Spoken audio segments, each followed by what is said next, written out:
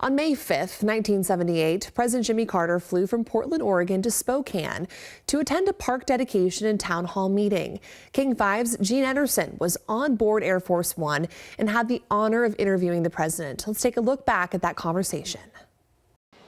His visit to the West was like a political campaign trip. His staff had done a lot of advance work to get the crowds out, and the president shook hands at every stop. His aides have told him to speak more forcefully and improve the content, to try and project a stronger image. As the president boarded the plane for Spokane, aides were encouraged by his performance so far. He had talked tough to the lawyers in Los Angeles, and he had dropped a multi-million-dollar jobs package on Oregon. The staff believed his reception was good. We flew with the president aboard Air Force One from Portland to Spokane and spoke with him in the presidential suite in the front of the plane. It was the first time the president had ever granted an exclusive interview to a local reporter. He seemed relaxed and confident. You seem to enjoy being president. Yes, I do.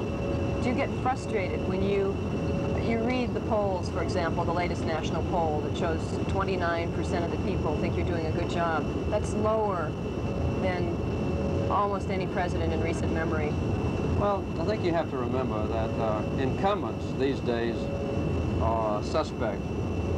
And when the American people feel a frustration about a drought in farm areas or bad pollution in Denver, Colorado, or a slowness in resolving the Middle Eastern dispute, they lay the blame on or the responsibility on the president.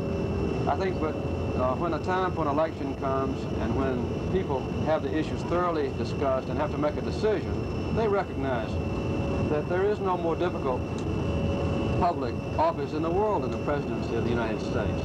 And I think everybody in this country, almost without exception, Democrats or Republicans, want me to do a good job. They want our country to be great.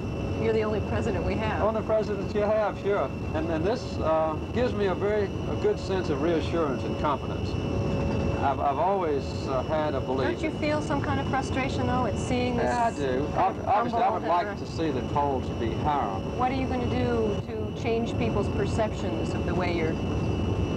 That's hard to say. I think that I had a meeting this morning with mayors and county officials from Idaho, Oregon, Washington, Alaska, and I had to prevent their wasting time telling me what a great job we're doing. You know, we now have a good working relationship with mayors and governors and county officials around the country. The federal regional offices are making decisions now that had always in the past been made in Washington. What I want is to be judged on my performance. And if I should decide to run for re-election, a decision I won't make for a long time, then I think the American people can see whether I have or have not done my best and whether my best is adequate. I have confidence that the team we put together is the best that the country could have. And I think these transient disturbances or complaints or frustrations will pass when the time for a major decision is made by American people on who ought to be their next leader. It may be me or someone else. But I'm willing to be judged on what I've done. You will not commit yourself on the question of whether you're going to run again? No, it's too much still to be considered before I make that decision. Would you be satisfied with one term? Well, you know, I was satisfied with one term as governor, and if I felt that I could no longer perform well as president, or if the people lacked confidence in me, then I would not want to be president. Do you sometimes feel like you can't do the job? No. No. I don't know all the answers, and there are some questions that I can't answer. There are some problems that I can't solve. Most of the problems have to be solved by an attitude or a tone or a commitment or the willingness to sacrifice on the part of the American people. The decisions can be made partially in the White House, but what this country is depends on how people act in Spokane, in Portland, in Plains, in Fairbanks, in Los Angeles, not in Washington.